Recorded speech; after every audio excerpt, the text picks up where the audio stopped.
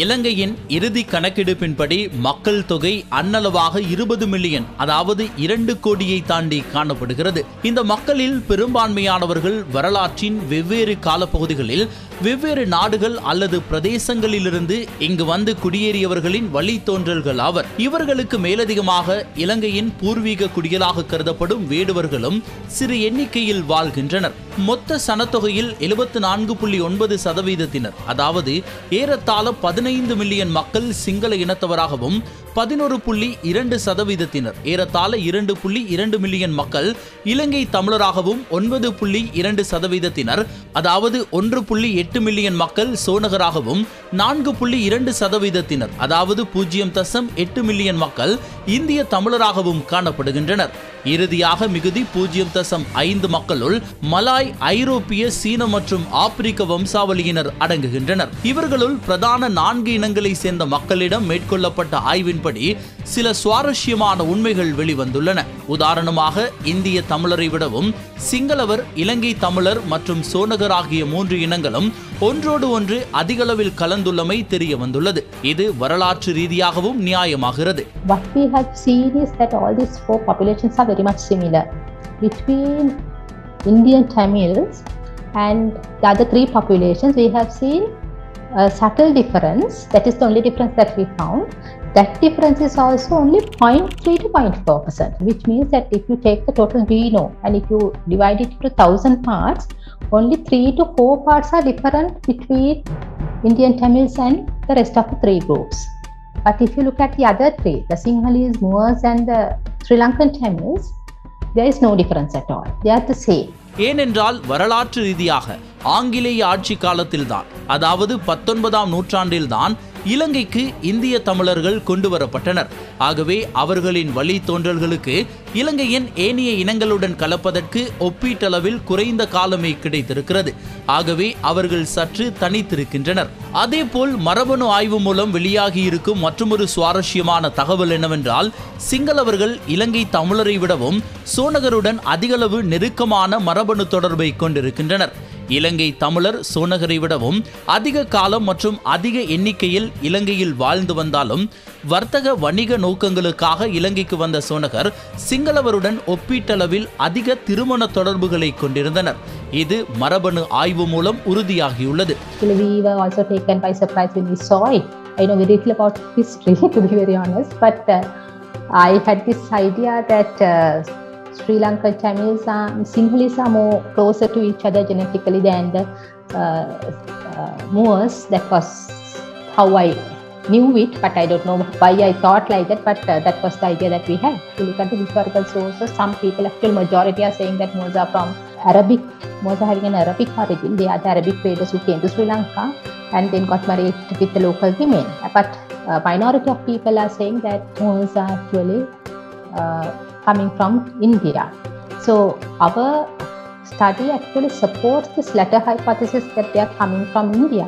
But actually it is not a confirmation, however, because our study has not designed in such a way to address this question. அத்தோடு சோனகர் பற்றிய மற்றொரு கேள்விக்கும் விடை கிடைத்துள்ளது. அவர்கள் அரேபிய வர்த்தகர்களின் வம்சாவளியினர் என்கின்ற கருத்தையும் முன்வைக்கின்றனர். ஆனால் மரபணு ஆய்வின்படி இந்திய பூர்வீகத்தை காட்டும் தமிழர்களிடமிருந்து அவர்கள் பெரிதாக வேறுபடவில்லை.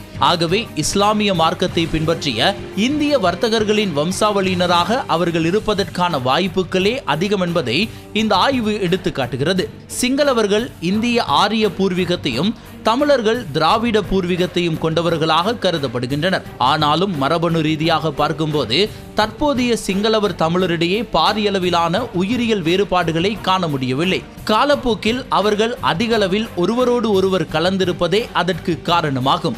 அத்தோடு இந்திய தமிழர்கள் மற்றும் இலங்கை தமிழர்களாகிய இரு சாராருக்கும் இந்திய பூர்வீகம் இருப்பது மரபணு மூலம் உறுதியாகியுள்ளது. Other than chromosome fingerprinting introduction to the Sri Lanka, this study actually have shown the similarity between the 4 ethnic groups, something very important for the people, which gives a proper message, because we have some sort of an idea that we as ethnic races, since we are culturally different, we are having genetic differences also, but we might have had those differences earlier, but we have come to the point that that no more differences can be seen among each other because we have mixed to that extent. இவற்றுக்கெல்லாம் மேலதிகமாக உலகின் வெவ்வேறு பகுதிகளை சேர்ந்த 17 வேறுபட்ட இனக்குழுக்களின் மரபணுவோடு இலங்கையரின் மரபணு ஒப்பிடப்பட்டது. இதில் தெற்காசியாவை சேர்ந்த 3 இனக்குழுக்கள் பங்களாதேஷ், பாகிஸ்தான், மலேசியா, தாய்லாந்து, சீனா, ஜப்பான், தாய்வான் மற்றும் ஐரோப்பாவின் Germany, Italy, Sweden, Denmark, Portugal மற்றும் சோமாலியா, ஐவரி கோஸ்ட், பிரேசில் ஆகிய நாட்டு மக்களுடன் இந்த மரபணு மாதிரிகள் ஒப்பிட்டு ஆய்வுக்குட்படுத்தப்பட்டன. இவர்களுள் எதிர்பார்த்ததை போலவே இந்தியா மற்றும் பங்களாதேஷ் இனக்குழுக்களோடு இலங்கையரின் மரபணு அதிகளவில் ஒத்துப்போனது. கிழக்காசிய மற்றும் ஆப்பிரிக்க மக்களின் மரபணு அதிகளவில் வேறுபாட்டை காட்டியது. அதாவது தொடர்பு மிக குறைவாக அமைந்திருந்தது. மொத்தத்தில் இலங்கையராகிய நாம் நினைப்பதை விடவும் ஒருவரோடு ஒருவர் அதிகளவில் தொடர்பு பட்டிருக்கிறோம் என்பதும், என்னதான் நாம் நம்மை பிரித்து தனித்து பார்க்க முயன்றாலும் உயிரியல் ரீதியாக ஒருமைப்பாட்டையே அதிகளவில் கொண்டிருக்கிறோம் என்பதும் நிரூபணமாகிறது. ஆனால் இலங்கையின் 4 பிரதான இனங்களையும் மலாய், ஐரோப்பிய வம்சாவளியினர் போன்ற சிற்றினங்களையும் தாண்டி ஒரு முக்கிய இனக்குழுவினர் இலங்கையில் வாழ்ந்து வருகின்றனர். அவர்கள்தான் இலங்கையின் பூர்வீக குடிகளாக கருதப்படும் வேடுவர்கள். இன்றைய வேடுவர்களை பற்றி பார்க்கும் முன்னர் இலங்கையின் மிக பழமையான மனிதர்கள் யார், அவர்கள் எவ்வளவு சிறப்பு வாய்ந்தவர்கள் என்பதை பார்த்துவிட்டு வருவோம். இது கண்டிப்பாக ஒவ்வொரு இலங்கையரும் அறிந்திருக்க வேண்டிய வரலாறு, பெருமை மிக்க வரலாறு ஆகும். உலகின் பல நாடுகளுக்கு 1000 ஆண்டுகளாக வரலாறு கூட இருப்பதில்லை. ஒரு சில நாடுகள் சில 1000 ஆண்டுகால வரலாற்றையே கொண்டிருக்கின்றன. ஆனால் 48,000 ஆண்டுகள் வரை நீளும் முன்னேற்றகரமான மனித வரலாற்றை கொண்டிருப்பது மிக மிக அரிதானது. ஆப்பிரிக்க கண்டத்திற்கு வெளியே இப்படிப்பட்ட பழமையான மனித வரலாற்றை கொண்ட ஒரே ஒரு நாடாக இலங்கை விளங்குகிறது. 2020ஆம் ஆண்டு இந்த உண்மை உலகறிய செய்யப்பட்டது. இலங்கையின் தென்மேற்கு பகுதியில் தாழ்நில ஈரவலய காடுகளுக்கிடையே அமைந்திருக்கிறது ஃபேகியன் குகை. இங்கிருந்துதான் நமது கதையும் ஆரம்பிக்கிறது. பாகியங்கள எங்களுடைய பயணத்தினுடைய ஆரம்ப இடத்துல நாங்கள் இப்போ இருக்கிறோம். இங்கே ஆர்கியாலஜிக்கல் டிபார்ட்மெண்ட்டுக்கால தொல்பொருள் திணைக்களத்தால் வைக்கப்பட்ட ஒரு அறிவித்தல் பலகை இருக்குது. இந்த பாதை வழியாகத்தான் எங்களுடைய பயணம் ஆரம்பிக்க போகுது. அதோ மேலே தெரிகிற அந்த கல், அதுதான் பாகியங்கலை என்று சொல்லப்படுகிற அந்த குகை அமைந்திருக்கக்கூடிய கல். அதை நோக்கி தான் நாங்கள் இப்போ போக போகிறோம். ஸோ எங்களுடைய பயணம் ஆரம்பமாகுது. பாப்பா என்னென்ன தகவல்கள் எங்களுக்கு கிடைக்குது.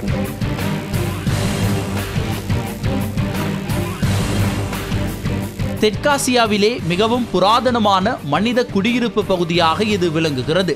ஏற்கனவே 1986ஆம் ஆண்டு முதல் 88ஆம் ஆண்டு வரை இங்கே நிகழ்ந்த அகழாய்வில் 38,000 வருடங்கள் பழமையான 11 மனிதர்களின் எலும்புகள் கண்டெடுக்கப்பட்டன.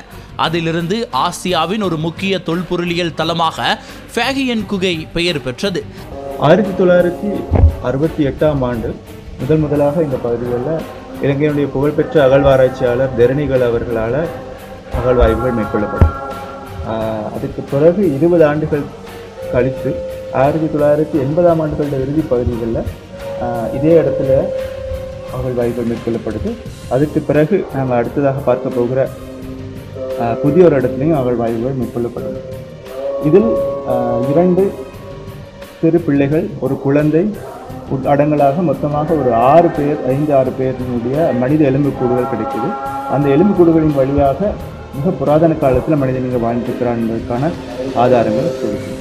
பின்னர் 2007 முதல் 2012 வரை நிகழ்த்தப்பட்ட அகழாய்வில் சில மிருகங்களின் எலும்புகள் கண்டெடுக்கப்பட்டன. அநேகமாக குரங்குகள், மர அணில்கள் மற்றும் மான்களுக்கு சொந்தமான எலும்பு பகுதிகளாக இவை காணப்பட்டன. எடுத்த எடுப்பில் ஆதிகால மனிதர்கள் இவற்றை உணவாக உட்கொண்டிருக்கிறார்கள் என்கின்ற முடிவுக்கு வர முடிந்தது. ஆனால் மேலும் இவற்றை ஆராய்ந்ததில் இவற்றுள் எலும்புகளால் ஆன ஆயுதங்களும் மற்றும் உபகரணங்களும் அடங்குகின்றன என தெரிய வந்தது. அத்தோடு கார்பன் 14 பரிசோதனை மூலம் இவை சுமார் 48,000 ஆண்டுகள் பழமையானவை என ஆச்சரியமான உண்மைகளும் வெளிவந்திருக்கிறது. இங்கே கண்டெடுக்கப்பட்ட அநேகமான எலும்புகள் குரங்குகள் மற்றும் மர அணில்களுக்கு சொந்தமானவை. இவற்றை தான் இந்த மனிதர்கள் அதிகம் வேட்டையாடி உணவாக உட்கொண்டிருக்கிறார்கள். ஆனால் வேகமாக ஓடவும் மரத்திற்கு மரம் தாவவும் கூடிய அளவில் சிறிய இந்த உயிரினங்களை அவ்வளவு எளிதாக வேட்டையாட முடியாது. ஆய்வுகள் தொடர்ந்தன. சில எலும்புகள் கூர்மையாக்கப்பட்டு சீவப்பட்டு வேறொரு உபகரணத்துடன் பொருந்தக்கூடிய வகையில் வடிவமைக்கப்பட்டிருந்தமை தெரிய வந்தது. இவற்றின் கூர்மையான நுனிகளில் வேகமான அழுத்தம் பிரயோகிக்கப்படுவதால் உருவாகும் சிறு வெடிப்புகளும் காணப்பட்டன. ஆகவே இவை ஆயுதமாக பயன்படுத்தப்பட்டிருக்கின்றன என்பது தெளிவானது. ஆயுதம் சரி, ஆனால் என்ன ஆயுதம்? இதுதான் அடுத்த கேள்வியாக இருந்தது. ஏனென்றால் ஈட்டிகளின் நுனியில் பொருந்தும் அளவுக்கு இவை பெரிதாகவோ வலிமையானதாகவோ இருக்கவில்லை. அதே போல ஊதுகணைகளில் பயன்படுத்தப்படும் அளவுக்கு இவை சிறிதாகவோ கூர்மையாகவோ இருக்கவில்லை. அத்தோடு ஈட்டிகளும் ஊதுகணைகளும் குரங்கு மற்றும் மர அணில்களை வேட்டையாடுவதற்கு பொருத்தமற்றது. ஆகவே அம்புகளின் நுனியில்தான் இவை பொருத்தப்பட்டிருக்க வேண்டுமென முடிவு செய்யப்பட்டது. ஆகவே ஆதிகால இலங்கையர்கள் அம்பெய்யும் கருவிகளை பயன்படுத்தி இருக்கிறார்கள் என்பது தெளிவாகிறது.